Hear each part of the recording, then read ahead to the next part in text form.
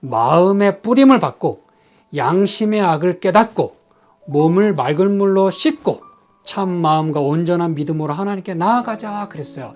이게 바로 오늘 우리가 해야 되는 그러한 신앙이다. 그걸 말씀하기를 원하시는 것이에요. 지금 우리가 해야 되는 거예요.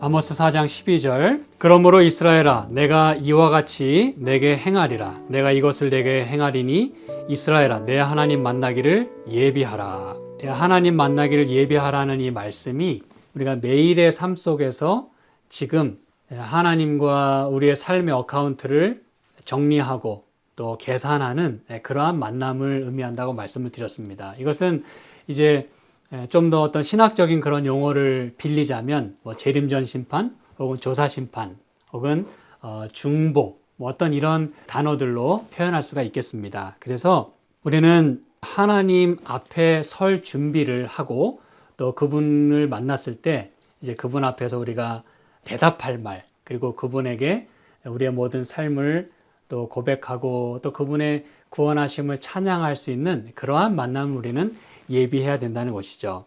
그래서 이것은 우리가 현재 살고 있는 이 은혜의 시기 또 어떤 성경적인 표현으로 성소와 관련해서 말씀드리자면 대속죄일 기간에 저희가 살아가고 있어요. 예수님의 중보와 더불어 이제 우리가 또 심판의 날 가운데 우리가 살아가고 있습니다. 그럼 여러분 우리가 이 대속죄일과 특별히 유대인들에게 있어서 이 욤 키푸르 대속죄일이라고 하는 것은 여러분 잘 알고 계시겠습니다만 심판의 날로 알려져 있어요. The Day of the Judgment. 그래서 그것은 우리의 죄를 속하는 날이기도 하지만 동시에 그날은 어쩌면 운명을 결정짓는 그러한 그 심판의 날이기도 한다는 것이죠. 네. 그래서 이 성경에 여러분 너무나 잘 아는 말씀이지만 이 레위기 23장에 보시면 이 기간을 어떻게 보내야 할 것인가에 대해서 하나님께서 특별히 모세를 통해서 다 말씀해 주셨는데 27절 또 28절, 29절에 있는 말씀을 보시면 7월 10일은 속죄일이니 너희에게 성회라. 너희는 스스로 괴롭게 하며 여호와께 화제를 드리고 이날에는 아무 일도 하지 말 것은 너희를 위하여 너희 하나님 여호와 앞에 속죄할 속죄일이 됨이니라. 29절 이날에 스스로 괴롭게 하지 아니하는 자는 그 백성 중에서 끊쳐질 것이라. 이렇게 말씀했어요. 여러분 우리가 이 대속죄일 기간을 잘 보내는 방법을 여기 이제 하나님께서 분명히 잘 설명해 주셨는데 스스로 어떻게 하라 그랬어요? 괴롭게 하라 그랬어요. 이제 한 주일을 저희가 보내고 이제 쉼을 누려야 되는 이 저녁 시간입니다. 그렇죠. 한 주일도 마치고 또 이제 안식이 시작돼서 근데 이 목사님이 설교 초반부터 스스로 괴롭게 하라 이 말씀을 드리니까 여러분 참 괴로우시죠, 그렇죠? 그렇지만 우리가 살아가고 있는 이 현재 우리의 그 삶 그리고 이 기간 우리가 이제 어떤 방법으로 우리가 보내야 하는지를 단적으로 이렇게 표현하셨는데 그러면 스스로 괴롭게 하며 산다는 것이 무슨 의미인지 또 어떻게 하는 것이 그렇게 하는 것인지를 좀 우리가 살펴보면 좋겠습니다. 그래야 여러분 괴롭지 않으실 거예요. 그렇죠? 네. 이 말씀을 통해서 오늘 뭘 말씀드리고자 하냐면 우리가 내 하나님 만나기를 예배하라 그랬는데 좀 더 구체적인 방법을 말씀드리길 원하는 것이에요. 여러분 스스로 괴롭게 하라 그랬는데 스스로라고 하는 것은 나 스스로 이제 그런 의미도 되겠습니다만 이제 원문에 의하면 너의 영혼을 위하여 이제 그렇게 돼 있어요. 너의 영혼을 위하여 괴롭게 하라 이렇게 for your soul 이렇게. 근데 여기 이제 이 soul이라는 단어가 여러분 잘 아시지만 네페시라는 거예요. 근데 나파시에서 네페시가 왔는데 나파시라고 하는 건 이 숨을 쉰다. 그리고 원기를 회복한다. 이제 그런 의미가 있다는 것이죠. 이 말씀 드리니까 지난 시간에 우리가 나눈 말씀이 기억나지 않으십니까? 좀 이따 살펴보겠습니다만, 유쾌하게 되는 날. 그게 이제 refresh라 그랬어요. 그렇죠? 네. 그래서 우리가 이렇게 막 숨통이 막혀 있고, 숨을 제대로 쉴 수 없는 그런 환경 가운데서 이제는 다 가슴이 트이고, 숨을 잘 쉴 수 있는 그러한 상태. 그게 바로 이제 유쾌하게 되는 날의 그 의미인데 여기서 스스로 괴롭게 하라 할 때 스스로에 해당하는 게 바로 그렇게 이제 숨을 쉰다는 것이에요. 원기를 회복하고.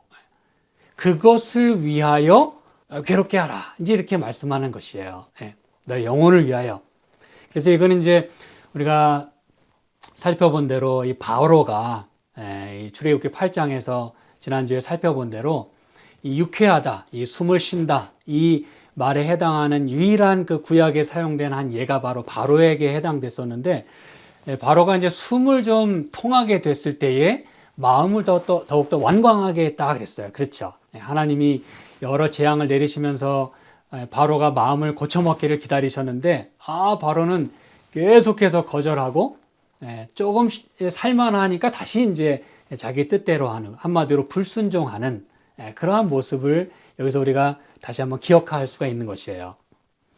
그래서 이것은 뭘 말해주냐면, 우리에게 이렇게 숨 쉴 기회가 돌아왔을 때, 또는 죽었다가 다시 살게 된 그런 놀라운 찬스를 얻게 됐을 때, 한마디로 아직 우리에게 생명이 있고 숨을 쉴 수 있을 때에 우리가 괴롭게 해야 된다, 그거예요. 그러면 우리의 영혼을 위하여 우리가 숨 쉬는 동안에 뭘 괴롭게 해야 되느냐, 이것이죠. 그렇죠? 자, 그러면 이 괴롭게 한다는 말이 이제 성경에 어떤 의미로 사용됐냐 하면, 물론 의미 그대로입니다. 막 이렇게 힘들게 하고 막 이렇게 고통스럽게 하고 그런 의미가 들어 있어요. 근데 여러분, 하나님께서 이 속죄일에 그렇게 막 아프고 막 그냥 스트레스 받고 고민하고 뭐 그렇게만 보내라고 하시는 의미일까요?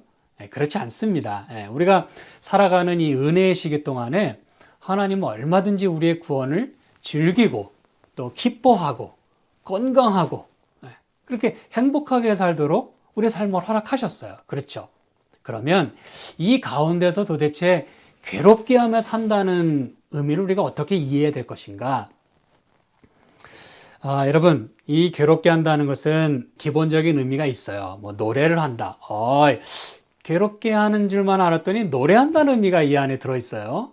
노래하는 것이에요. 그리고 또 무엇인가로 바쁘게 된다, 그런 의미가 있어요. 그럼 여러분, 우리가 이 은혜의 시기 동안에 살아가면서 뭘 하면서 바쁘게 살아야 되겠냐, 이것이에요. 이 의미 가운데 그게 들어있다는 것입니다. 이제 여러분이 그걸 잘 기억하시는 가운데, 그 다음에 여러분, 이 창세기 15장 13절에 보면, 여호와께서 아브라함에게 이르시되 너는 정령이 알라. 내 자손이 이방에서 객이 되어 그들을 섬기겠고 그들은 400년 동안 내 자손을 괴롭게 하리니, 그랬어요. 여기 사용된 괴롭게 한다는 표현이 이제 이 스스로 괴롭게 하라, 그런 의미 가운데 또 같은 의미로 사용이 됐어요. 그럼 여러분, 이 말씀을 주시는 의미가 무엇일까요? 지금 이 말씀은 아브라함에게 하신 말씀인데, 아직 앞으로 있게 될 일을 하나님이 미리 말씀하셨어요. 그렇죠? 그러면 적어도 야곱의 그 12아들들, 그렇죠? 그들을 통해서 이제 하나님께서 자손을 늘리시고 또 이스라엘을 만드시고 민족을, 그렇죠? 그런데 여러분, 그들이 이제 애굽에 들어가서 잠깐 있다 나왔어야 되는 건 알고 계시죠? 그렇죠? 하나님이 원하셨던 건 그들이 거기서 확 눌러 이렇게 정착하는 게 아니었어요. 잠깐 얻을 양식을 얻고 다시 나왔어야만 했습니다. 그런데 그들은 거기가 너무 살기 좋고 또 자손이 많아지고 그러니까 그냥 눌러 앉는 것이에요. 네. 그런데 여기 400년 동안 그냥 이렇게 편안하게 잘 대접해 줬다, 혹은 대접해 줄 것이다 그랬으면 참 좋았는데, 내 자손을 괴롭게 하겠다 그랬어요. 그러면 적어도 이 말씀을 들었던 그 자손들은 우리가 여기 계속 눌러 앉았다가는 우리가 힘들겠구나, 그걸 알았어야 됩니다. 그리고 실제적으로 그들이 애굽에서 400년 동안, 실제로 430년입니다만 400년 동안 있을 때 이제 어마어마한 고역을 이제 시켰잖아요. 그렇죠? 네, 너무너무 힘들게 했어요. 이 새롭게 된 그 애굽의 왕이. 그러면 그들은 깨달았어야만 합니다.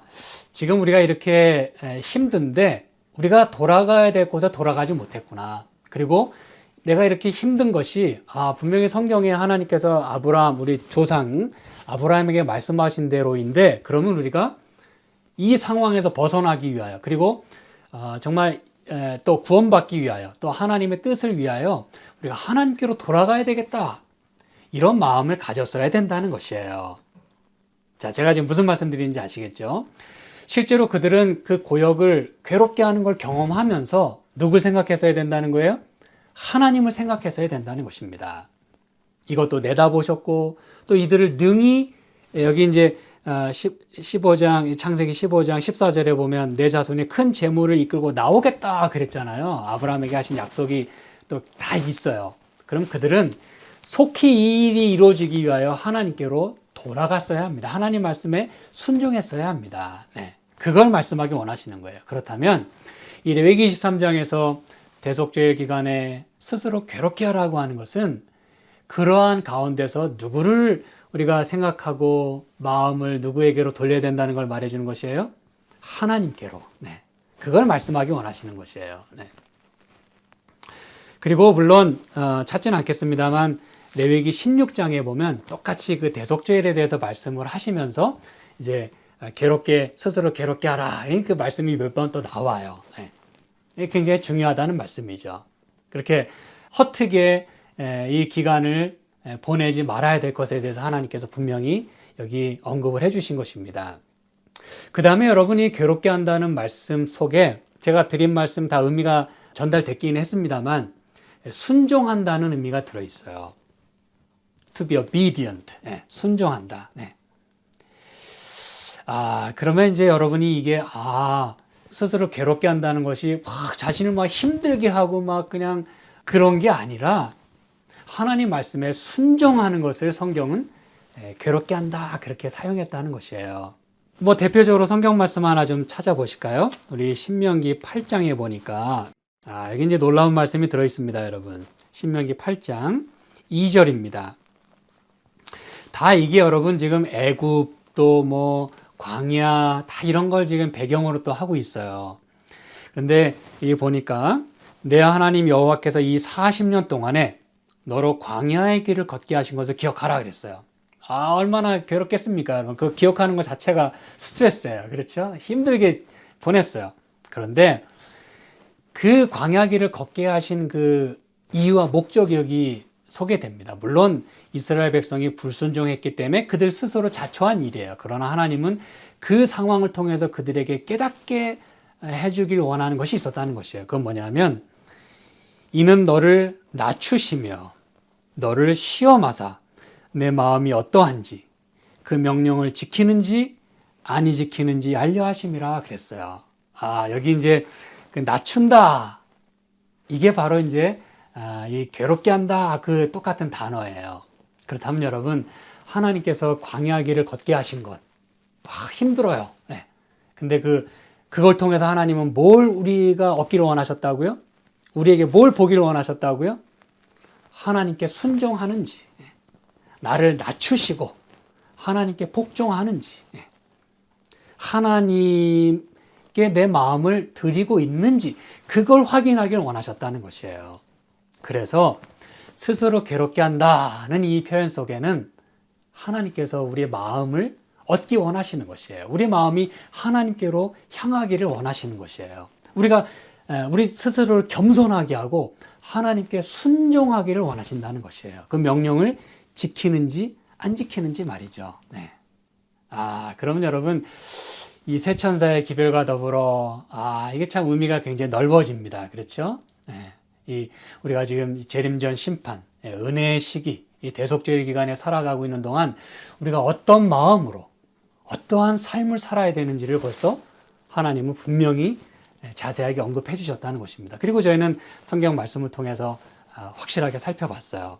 여러분, 그러면 이렇게 스스로 괴롭게 하면서 대속죄의 기간을 보내라고 말씀하셨는데 그게 만약에 되지 않을 경우에는 이 레위기 23장을 다시 보시면 29절 이날에 스스로 괴롭게 하지 아니하는 자는 그 백성 중에서 어떻게 될 것이다? 끊쳐질 것이다 그랬어요. 두려운 말씀입니다. 그렇죠?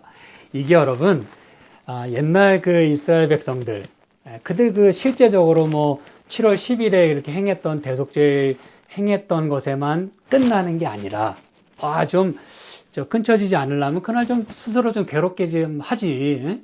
왜 그렇게 하지 않아 가지고 끊어진 사람이 있었나? 우리가 이렇게 쉽게 생각할 수 있습니다만 오늘 우리의 삶에 적용해 보자면 여러분 이건 굉장히 두려운 이야기입니다. 내 자신을 점검하고 낮추고 하나님 말씀을 내가 잘 순종하고 있는지, 하나님께 내 마음을 드리고 있는지를 우리가 계속해서 살펴보고 하나님 앞에서 이것을 카운트하지 않는 한 하나님 만나기를 예비하며 그분을 만나는 경험이 없이는 끊어질 것이다 그랬어요.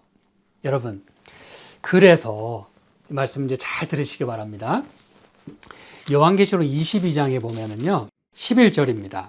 자, 이것은 이제 예수님께서 재림하시기 직전에 있게 될 우리 모든 사람의 상태를 여기 기록한 말씀이에요.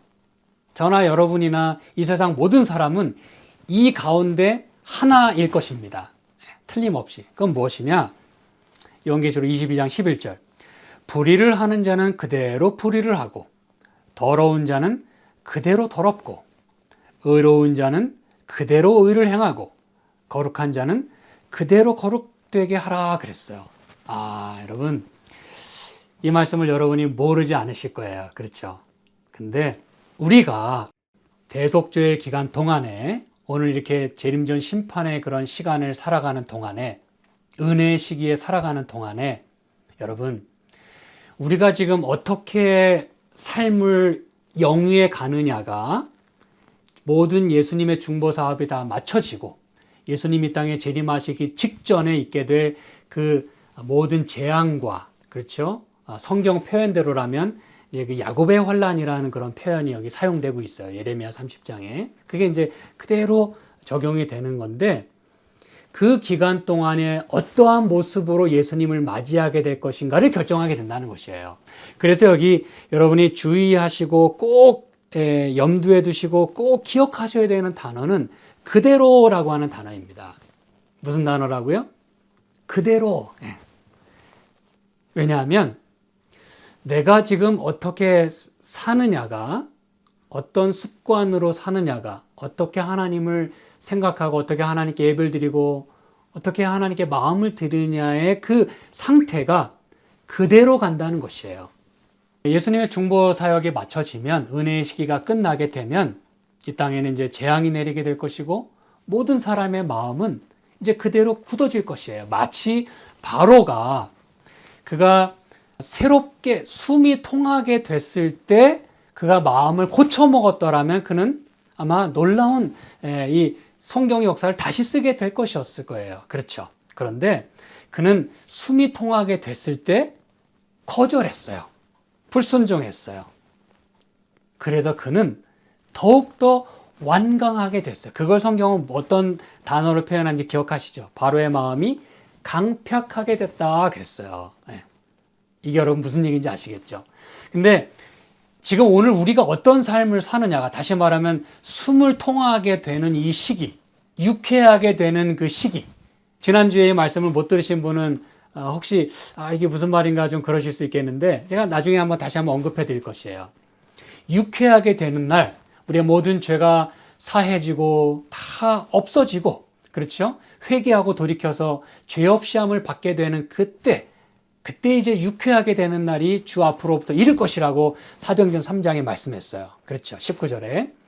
근데 그 유쾌하게 되는 날, 우리가 숨을 통하게 되는 그 리프레싱 하는 이 때에 우리가 하나님께 마음을 드리고 순종하지 않으면 바로처럼 완강하게 될 것이에요. 강팍하게 될 것입니다. 그게 그대로 가게 될 것이에요. 그걸 성경에서 이렇게 표현하고 있는 것이에요. 불의를 하는 자는 더 이상 바꿀 수가 없어요. 그때는. 왜? 그대로 굳어졌기 때문에. 그래서 그대로 불의를 하고 더러운 자는 그대로 더럽고, 오늘 우리가 어떻게 우리의 죄를 씻어야 되는지 우리가 여러분 이걸 깊이 잘 생각하고 날마다 예수님의 보혈로 씻어야 될 줄 믿습니다, 여러분. 그래야 그게 그대로 가는 것이에요. 그래서 이게 말씀했잖아요. 의로운 자는 그대로 의를 행하고, 의를 행한 적이 없는 사람은 의를 행하는 게 뭔지 모르기 때문에 그때 가서 의를 행하는 건 불가능한 일이라 이것이에요. 거룩한 자는 그대로 거룩되게 하라 그랬어요. 여러분, 오늘 우리가 거룩한 삶을 살아가지 않으면 죄가 없는 그런 건 아니라 죄 많지만 여전히 회개하고 돌이키고 죄 용서함을 경험하고 유쾌하게 되는 것을 늘 하나님으로부터 오는 그걸 늘 경험하는 가운데 오늘 우리가 거룩한 삶을 살기로 노력하고 그러한 삶을 살아갈 때 그게 그대로 거룩되게 한다. 하나님은 말씀하고 계시는 것이에요.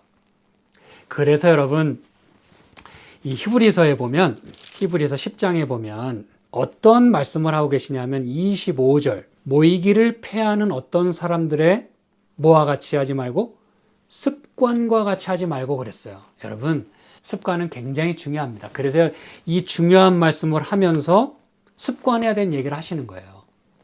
어떤 습관과 같이 하지 말라고요? 모이기를 패하는 어떤 사람들의 습관. 여러분 모이기를 패한다 그래서 우리 예배드리지 맙시다. 그것도 물론 모이기를 패하는 것이 되겠죠. 근데 여러분 그게 그렇게 단순한 이야기일까요?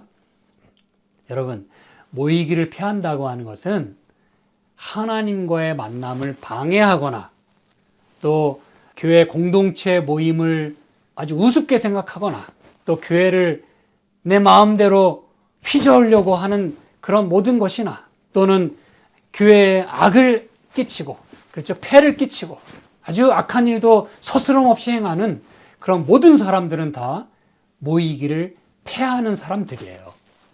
이게 무슨 얘기인지 아시겠죠? 네. 여러분 그런 사람들은요 그렇게 하길 굉장히 좋아해요.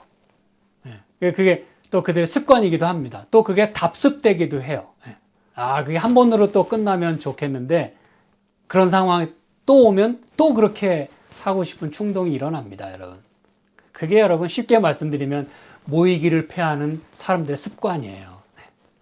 네. 하나님의 그 성전 그리고 하나님의 모든 하는 행사를 아주 우습게 생각하고 내 마음대로 그걸 좌지우지하려고 하는 그 모든 게 바로 모이기를 패하는 사람들의 습관인 것이에요. 네. 그래서 여러분 습관은 굉장히 중요합니다. 내가 오늘 어떻게 예배를 드리는지, 내가 오늘 어떻게 살아가면서 말을 하고 행동을 하는지, 네. 표정까지도 말이죠. 네. 그게 여러분 그대로 간다는 사실이에요. 누가 볼 때는 이렇게 하는 척 하다가 안 보면 원래 하던 대로 행하고 여러분 그거 하나님 다 보고 계시거든요. 그래서 하나님의 임재로부터 유쾌하게 되는 날이 이르겠다고 하는 걸 우리가 생각하면서 하나님의 임재 속에 우리가 살아가고 있다는 의식을 갖고 사는 건 굉장히 중요합니다. 그럼 우리가 마음대로 살지 않을 거예요. 그렇죠? 그래서 우리가 여러분 습관을 잘 가지는 건 굉장히 중요합니다. 요즘은 저희 가정도 참 아침 저녁으로 예배 드리는 게 참 쉽지 않은 그런 모습을 제가 솔직히 고백합니다. 네. 개인적으로는 다 기도하고 말씀을 읽지만 제가 어릴 때는 저희 오남매와 이제 저희 부모님 7 가족이 참 아침 저녁으로 정말 예배를 드렸어요. 제가 이제 막내인데 위로는 또 다 공부하느라고 힘들어요. 고등학교, 대학교 너무너무 힘들어.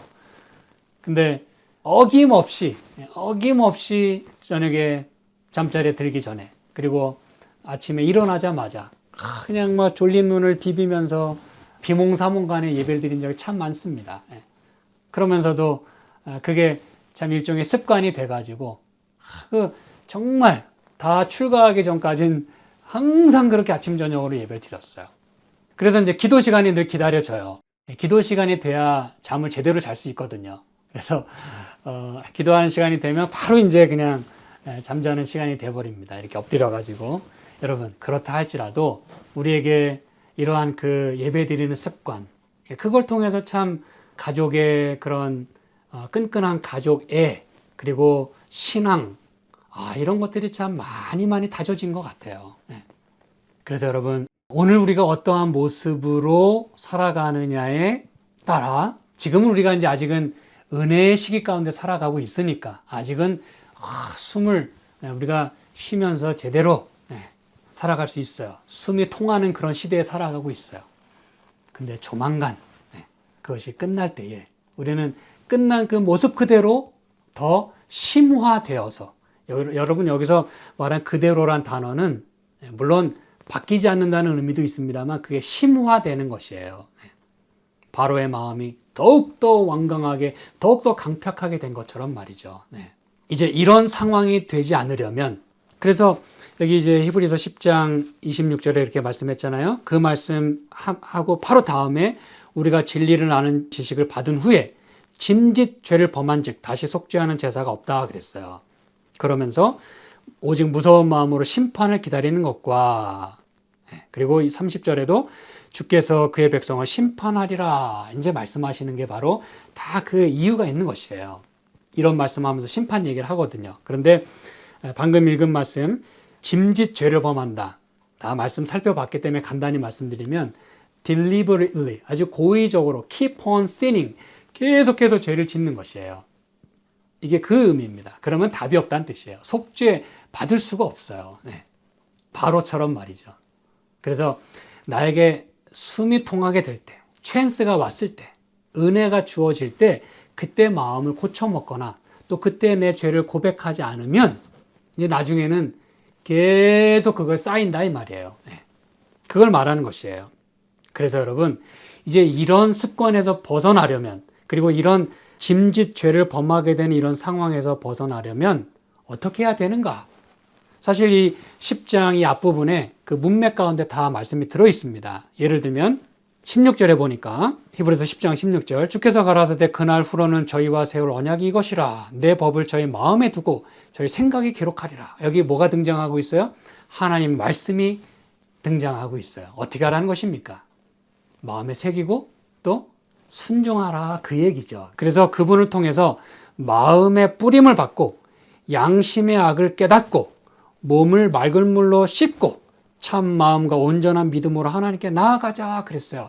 이게 바로 오늘 우리가 해야 되는 그러한 신앙이다. 그걸 말씀하기를 원하시는 것이에요. 지금 우리가 해야 되는 거예요. 지금 우리가 이렇게 하느냐 그렇게 하지 않느냐가 이제 모이기를 패하는 어떤 사람들의 습관과 같이 되는 것이고 짐짓 죄를 범하게 되는 것이고 그러면 속죄할 수가 없고 그 다음에 심판이 바로 있는 것이에요. 제가 지금 생각, 마음, 손으로 하는 건 모든 것까지라고 말씀을 드렸어요. 그게 우리의 모든 것을 이제 우리가 정결하게 하는 삶을 우리가 지금 살아가야 된다는 것이잖아요. 거룩한 삶, 의로운 삶. 그렇죠. 그러면 우리 에스겔서 이 43장에 보니까 10절부터는 뭐라고 말씀하냐면 이 전을 이스라엘 족속에 보여서 그들로 자기의 죄악을 부끄러워하고 그 형상을 측량하게 하라. 그러면 11절 이 전에 제도와 식양과 또 뭐 형상을 보이고 측량하라 뭐 다 이렇게 말씀을 해요. 규례를 지켜 행하게 하라.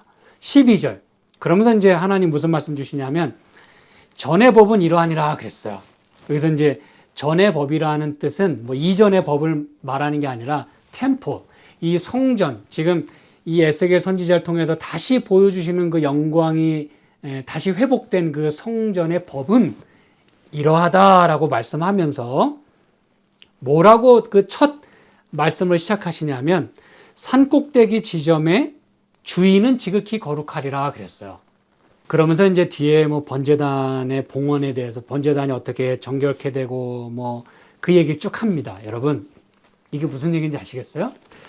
지금 분명히 템플, 이 성전의 법은 이러하다라고 말씀하시면서 잘 들으시기 바랍니다.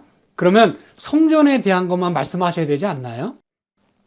성전의 법은 이러하다 그랬으면 뭐 성전에 있는 뭐 분향단 또 뭐 촛대 뭐 떡상 뭐 이런 거 막 계속 그거부터 얘기하셔야 되는 거 아닌가요? 그게 거룩하다. 그걸 잘 너희가 이제 앞으로 취급해야 된다.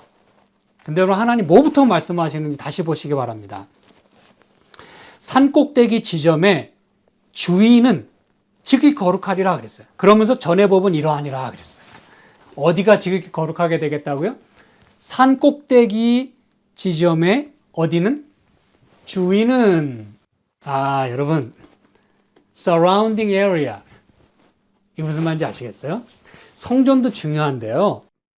그 성전 자체도 중요한데 하나님이 뭘 우리에게 말씀하기 원하시냐 하면 회복된 그 하나님의 성전, 하나님이 다시 임하시는 곳, 하나님의 영광이 다시 우리의 삶을 비추는 그 새로운 전의 법은 어디부터 거룩하게 되어야 되냐면 그것도 지극히 거룩하게 되어야 되냐면 성전 주위, 성전이 있으면 그 주위가 지극히 거룩하겠다 말씀하셨어요. 그 얘기는 뭐예요?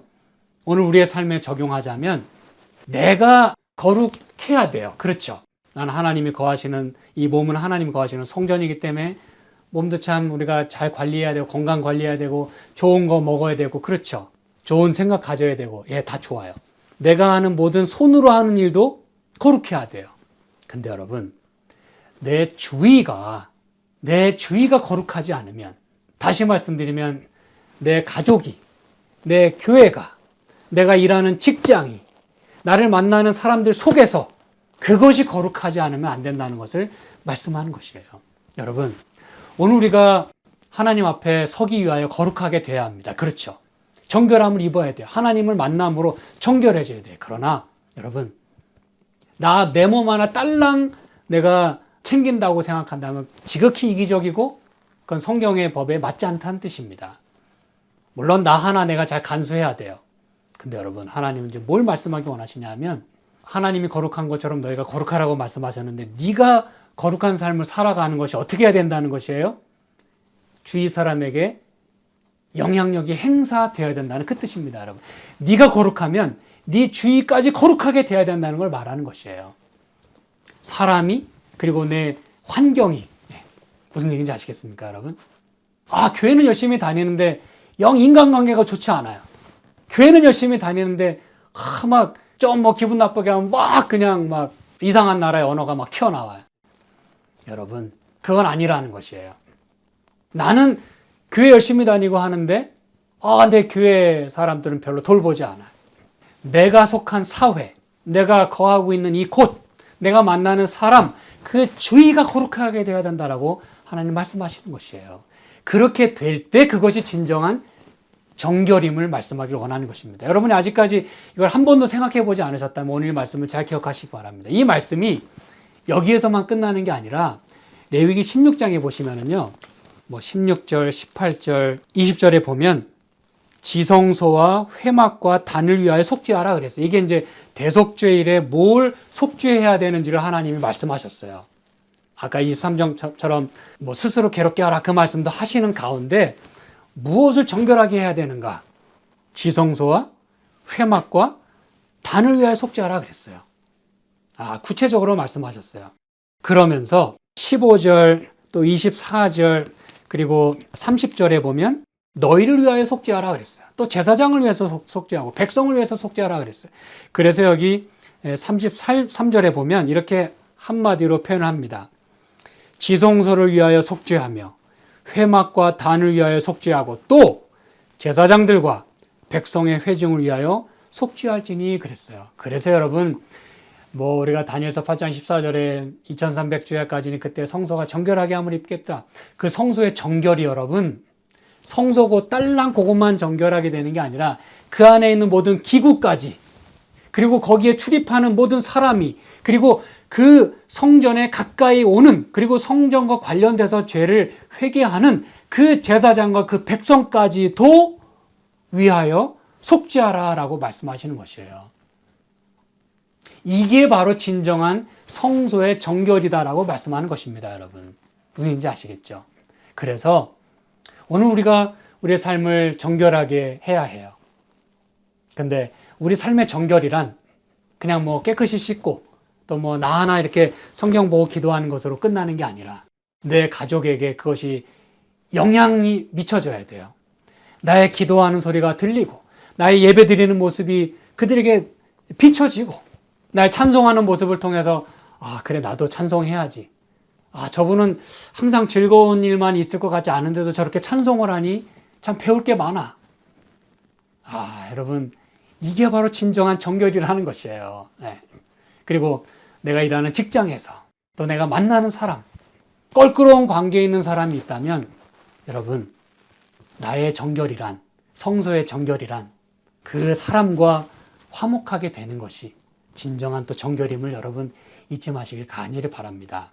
그래서 사도행전 3장 19절에 이렇게 말씀했죠. 그러므로 너희가 회개하고 돌이켜 너희 죄 없이 함을 받으라. 이같이 하면 유쾌하게 되는 날이 주 앞으로부터 이를 것이요. 이게 이제 무슨 말인지 다 이해하셨죠? 또 주께서 20절에 너희를 위하여 예정하신 그리스도 곧 예수를 보내시리니. 왜 보내셔요? 21절 하나님이 영원 전부터 거룩한 선지자의 입을 의탁하여 말씀하신 바 만유를 뭐 하실 때까지? 회복하실 때까지 하늘이 마땅히 그를 받아들이라. 여러분 말씀이 분명하지 않습니까? 그렇죠. 여러분 제가 이제 여기서 뭘 말씀드리기 원하냐면 예수님이 다시 이제 역사하실 것이에요. 오실 것이에요. 만유를 뭐 하기 위해서? 다 회복하기 위해서. 그런데 예수를 보내시겠다고 했는데 그 그리스도 예수는 뭐 하신 그리스도 예수라고 여기 표현했어요? 너희를 위하여 뭐 하신? 예정하신 그랬어요. 이게 이제 무슨 말이냐면 예정했다고 하는 건 뭐 appointed 그리고 destined 혹은 뭐 promised 혹은 뭐 ordained 여러 그런 의미가 있지만 prepared 이게 무슨 말인지 아시겠죠? 아모스 4장 12절에서 내 하나님 만나기를 예비하라 그랬어요. 근데 하나님은 이미 예비가 끝났어요. 그분은 준비된 분이에요. 그 예수를 보내시겠다 그랬어요. 이 일을 위해서 또 안수받으시고 선택받으시고 예정된 준비된 예수를 보내시겠다 그랬어요. 이제 그 속죄하는 모든 사업을 다 마친 다음에 근데 여러분 우리는 준비됐나요? 그분을 만날 준비됐나요? 하나님 편에선 다 준비 작업이 끝났어요. 이제는 우리가 그분을 만나서 이제는 회개, 어카운트를 카운트하는 일만 남았어요. 지금 우리는 그러한 과정 중에 있어요. 그래서 마지막으로 이 말씀 하나만 살펴봅니다. 누가복음 21장 36절. 하나님 편에서의 준비는 다 끝났어요, 여러분. 하나님 말씀하십니다. 내 하나님 만나기를 예비하라. 준비하라. 어카운트 셈할 준비하라. 그러면서 누가복음 21장 36절에 이렇게 말씀합니다. 이러므로 너희는 장차 올 이 모든 일을 능히 피하고 이 앞에는 이제 그 재림의 징조, 뭐 환난, 재앙 이런 거 쭉 언급하셨잖아요. 이 장차 올 이 모든 일을 능히 피하고 누구 앞에 서도록? 인자 앞에 서도록 항상 기도하며 깨어있으라 그랬어요. 이제 말씀이 여러분 박힌 못과 같습니다. 아주 클리어합니다. 분명합니다. 그 인자는 누구입니까, 여러분? 다니엘서 7장에 말하는 옛적부터 항상 계신 자에게 그 인자 같은 이가 그분 앞에 등장하는 이 우리의 그 신원을 위해서, 이 중보를 위해서, 이 은혜의 시기 동안에 그 인자 앞에 서도록 항상 기도하며 깨어있으라. 예수님이 직접 말씀하셨어요. 그 인자 앞에 서도록 내 하나님 만나기를 예비하라. 그분 앞에 설 수 있도록 준비하라 그랬어요. 사랑하는 여러분, 이제 우리의 모든 삶의 주의를 잘 정리하면서 실제 우리의 살아가는 나이를 우리가 고려하고 또 삶을 고려할 때도 우리는 주변을 정리해야 되겠습니다만 정말 믿음으로 거룩함 그리고 의를 가지고 우리의 주변을 잘 정리하면서 그것이 거룩하게 돼야 돼요. 그게 바로 또 나의 거룩으로 오는 것입니다, 여러분. 그렇죠? 그래서 성전 주위가 지극히 거룩한 것처럼 우리의 삶의 주변이 거룩한 가운데서 우리의 모든 사람들과의 관계가 잘 회복이 되고 하나님을 잘 예배하는 습관 그리고 우리의 말하고 또 행동하는 그런 습관들을 통해서 하나님께서 영광을 받으시고 마침내는 우리의 그러한 거룩한 삶이 유지가 되어서 그대로 거룩하게 되고 그대로 의롭게 됨으로 인해서 예수 그리스도께서 주시는 그 유쾌함을 우리가 다 경험하고 마침내 우리가 예수님을 하늘 구름을 타고 오시는 그 인자 되신 예수님을 맞이할 수 있게 되기를 간절히 소망하면서 오늘 말씀을 마치겠습니다. 함께 기도하실까요? 하나님 아버지, 저희로 하여금 주 하나님을 만나기를 예비할 수 있도록 축복하여 주시옵소서. 몸과 마음의 건강을 우리 사랑하는 가족들을 주께서 붙들어 주시고 지켜주시고 또 강건하게 하여 주시옵소서. 예수님의 이름으로 기도합니다. 아멘.